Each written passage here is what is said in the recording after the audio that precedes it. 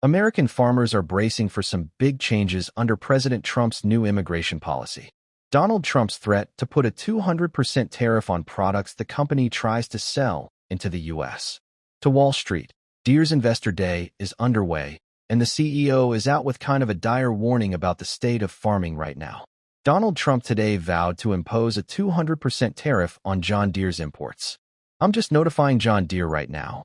If you do that, we're putting a 200% tariff on everything that you want to sell into the United States." John Deere recently unveiled plans that reverberated through political corridors and financial institutions nationwide. What appeared as routine business expansion has ignited a much larger confrontation touching on trade policies, political allegiances, and workforce evolution. The agricultural machinery giant has confirmed its expansion into Mexico, not as a distant proposal, but as an immediate action, with construction beginning on a manufacturing facility slated for completion by 2026. This announcement landed like a thunderclap across America's agricultural communities, where the iconic green and yellow machinery has been a fixture of daily life for generations. For over 180 years, Deere has symbolized American agricultural ingenuity. Its tractors and equipment have helped transform the nation's farmland into the world's breadbasket. The company's decision to establish manufacturing operations south of the border represents more than a business maneuver.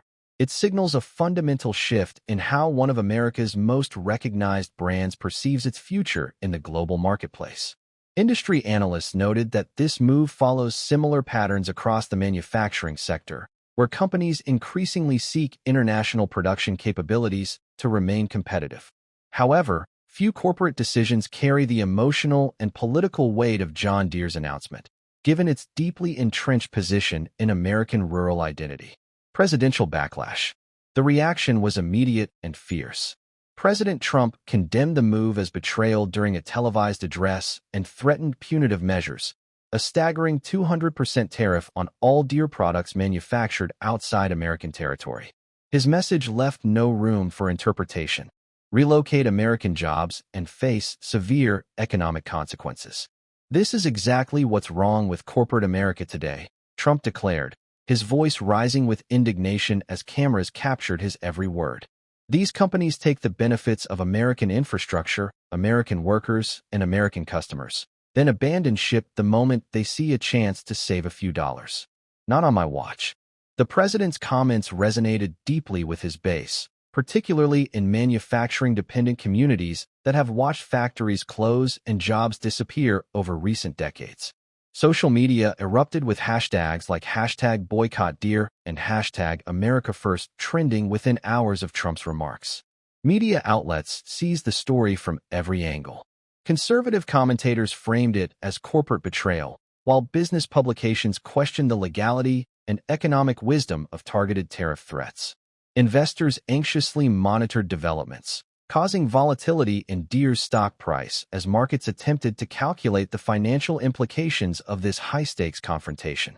Rural communities found themselves caught in an impossible position, torn between supporting their preferred political candidate and relying on equipment from a company they've trusted for generations. In coffee shops and farm supply stores across the Midwest, heated debates erupted over whether Deere had betrayed its heritage or was simply making necessary business adjustments in a global economy. Strategic imperatives. Deere's boardroom hadn't made this decision hastily. Months of deliberation preceded the announcement, backed by comprehensive data and projections showing alarming trends. Escalating U.S. manufacturing costs, logistical bottlenecks, workforce shortages, and increasingly efficient global competitors. Internal documents revealed that manufacturing costs at American facilities had increased by nearly 27% over the past 5 years, while production efficiency metrics had plateaued despite significant technological investments. Recruitment challenges compounded these issues, with critical manufacturing positions remaining unfilled for months across multiple U.S. locations. Supply chain disruptions during the pandemic had exposed vulnerabilities that continued to plague domestic operations. Meanwhile, Japanese Kubota and Indian Mahindra had already established cost-effective manufacturing operations throughout Asia, allowing them to undercut Deere's pricing in emerging markets by as much as 15% to 20%. Market share reports showed Deere losing ground in key growth regions, particularly Latin America, where agricultural mechanization was accelerating rapidly. Deere needed to adapt or risk falling behind in the global race for agricultural equipment dominance. Mexico offered compelling advantages that executives found impossible to ignore: 70% lower labor expenses compared to U.S. operations, access to a growing pool of qualified workers with manufacturing experience, and strategic positioning to access expanding agricultural markets across Latin America. The proposed facility site offered excellent transportation links to both U.S. and Latin American markets, with modern port access and established shipping routes already in place. Beyond cost savings, Deere sought operational agility amid American port congestion, where container delays had increased by 35% since 2019. Unpredictable domestic shipping time frames and material procurement delays had repeatedly disrupted production schedules, causing costly manufacturing interruptions and customer delivery disappointments. These logistical challenges had directly impacted customer satisfaction metrics and dealer relationships. A Mexican facility provided flexibility and proximity to rapidly developing farming economies in Brazil, Argentina, and Colombia, regions experiencing unprecedented agricultural growth, with farmland expansion rates exceeding 3% annually.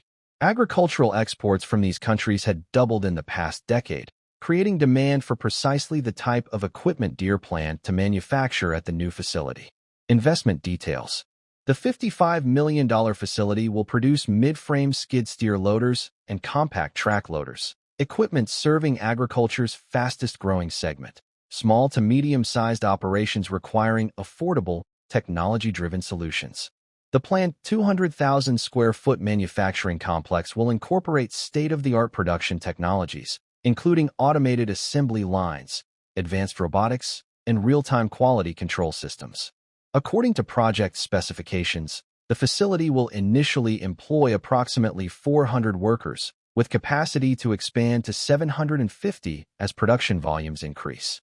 Construction is scheduled to begin within 60 days, with equipment installation commencing in early 2025. The first production units are expected to roll off assembly lines by April 2026, with full operational capacity achieved by the third quarter of that year. The site selection process evaluated 17 potential locations across 3 countries before settling on an industrial park near Monterrey, Mexico. This location offered an optimal combination of existing infrastructure, workforce availability, logistical advantages, and government incentives. Local officials had courted Deere aggressively, offering tax abatements and expedited permitting processes to secure the investment. From Deere's perspective, this represents sound business strategy rather than national abandonment. Company projections indicate the Mexican facility could reduce production costs by 22 to 28% compared to equivalent U.S. operations, while simultaneously cutting delivery times to Latin American dealers by an average of 15 days. These efficiencies would allow Deere to price their equipment more competitively in price-sensitive emerging markets without sacrificing the quality standards for which the brand is known. Political theater. For President Trump, the issue transcended economics. At an Iowa rally, he declared, "John Deere just spit in the face of American workers. They want to build our machines somewhere else. Fine, but they will not bring them back here without paying dearly." This crowd-pleasing rhetoric also served as a calculated warning to Deere and other manufacturers contemplating similar moves. Corporate resilience. Deere remained resolute, issuing a measured response clarifying that Mexican operations would affect less than 5% of North American production. Their core products, large tractors, harvesters, and combines, would continue being manufactured in Iowa, Illinois, and other American facilities. Wall Street's verdict. Financial markets ultimately endorsed Deere's decision. Following brief initial uncertainty, their stock recovered as analysts from leading institutions characterized the move as strategically necessary and forward-thinking. The business rationale proved unassailable. Agricultural growth is shifting southward, and production facilities need to follow. While politically motivated tariffs might cause temporary disruption, they wouldn't derail long-term growth projections. Ironically, some industry observers suggest Trump's tariff threats could actually benefit Deere, since blanket foreign manufacturing penalties would impact competitors more severely, as Deere still maintains predominantly American production compared to fully international rivals. Divided loyalties. Public sentiment, particularly in swing states with significant rural populations, revealed deep divisions. Social media and talk radio featured heated debates between those viewing Deere as an essential business adapting to market realities and others demanding unwavering patriotic commitment. Republican legislators amplified criticism, scheduling congressional hearings while the administration explored restricting government contracts involving Deere imports. Lobbying intensifies.